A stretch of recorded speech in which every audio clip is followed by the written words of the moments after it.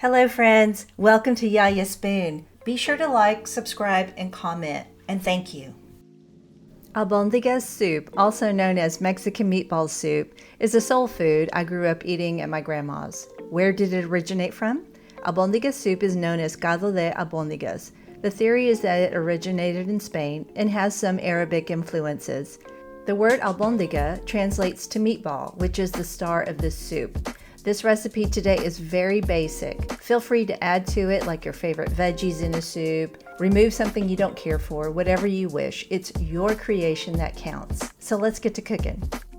So folks, we're trying something different today. For the list of the recipe ingredients, see the description area. We'll begin making the meatballs first. Combine the beef with the following seasoning: salt, pepper, ground cumin, garlic powder, onion powder, dried oregano, chili powder, rice. Diced bell pepper. Chop the bell pepper in small pieces so they adhere to the meat better. And 1 whole egg beaten. The rice and egg act as a binder for the ingredients so the meatballs don't fall apart. Combine all the ingredients in the meat with your hands. You'll be using them to form the meatballs also. Once combined, measure about 1/4 cup of the meat for each meatball and place on a cooking sheet. I also used parchment paper to help with cleanup.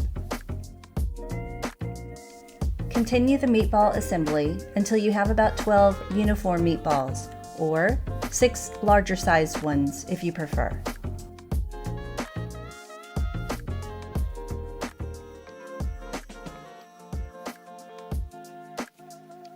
Now it's time to gently shape them into meatballs. If any bell pepper falls out, add it back.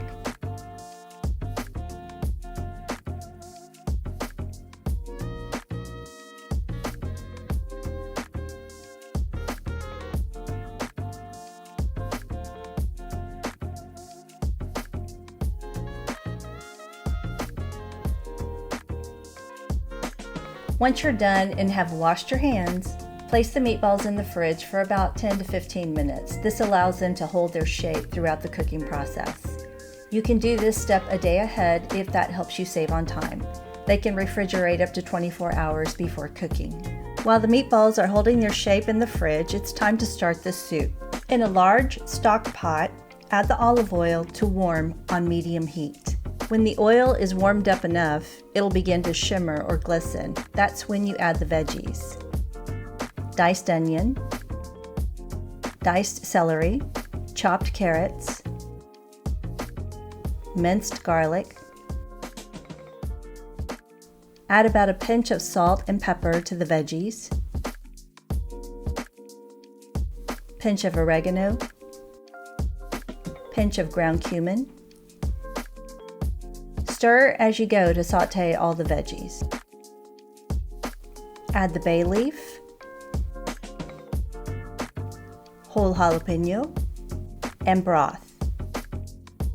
About the jalapeno, it won't make it spicy hot unless the seeds are exposed. Plus it adds a nice layer of flavor that can be removed from the soup before serving. Bring the soup to a simmer where you can see a few gentle bubbles in the liquid. Then it's time to gently add the meatballs one at a time. We'll eventually add more water to the soup, but this level of water helps cook the meatballs faster. At this point, allow the soup to simmer for about 25 minutes. Once the meatballs turn from pink to grayish brown, skim the scum, the fat off the surface, by using a large spoon. Now add 4 cups of water to the pot and stir.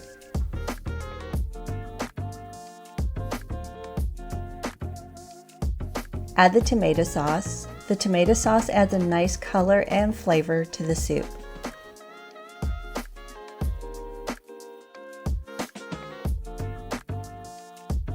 After about 25 more minutes, I taste the soup in case I need to add more seasoning at this point.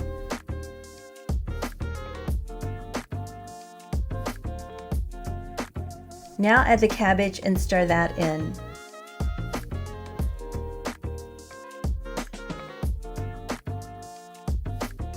And elbow macaroni.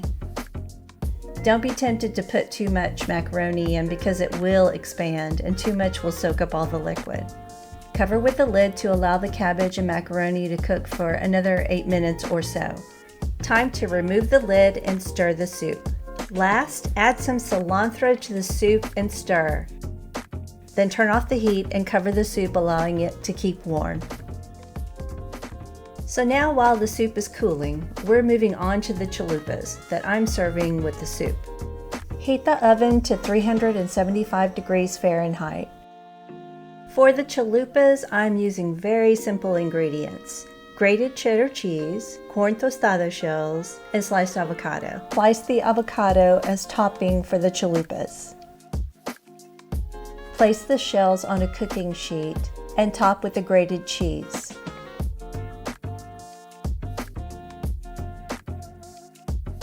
Place them in the heated oven to cook for about 7 minutes or until the cheese is melted and bubbly. The soup is all done and ready to be served up once the chalupas are done.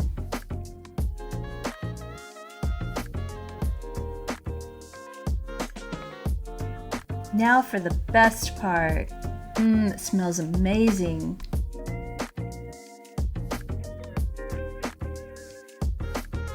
And so tasty.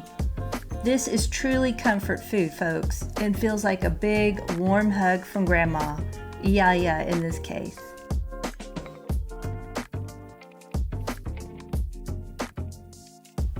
Remember, sharing is caring. Enjoy, guys. You got this, and God bless. If you found this video to be helpful, please give us a like and subscribe so you don't miss out on upcoming recipes. And feel free to leave any comments or questions. And please let me know if you decide to try the recipe.